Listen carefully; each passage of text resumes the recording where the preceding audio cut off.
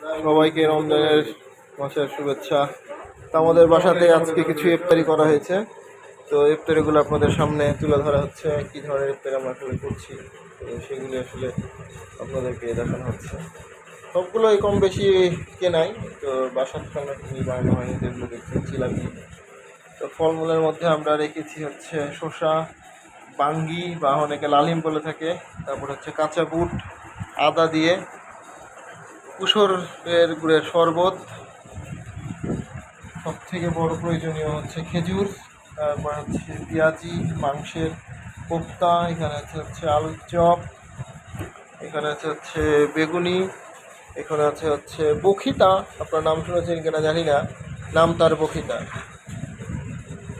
এবং তার সাথে আরও অনেক কিছু হয়তো বা আছে, যে এটা হচ্ছে আপনার কোকাকোলাই হলুদ কালার দেখে হয়তো ভেবেন না যে হচ্ছে এটা হলুদ কালারের কোক, তো না, এটার মধ্যে ট্যাঙ্ক মিক্স করে আসলে নর্মাল বাসায় শরবত তৈরি করা আছে।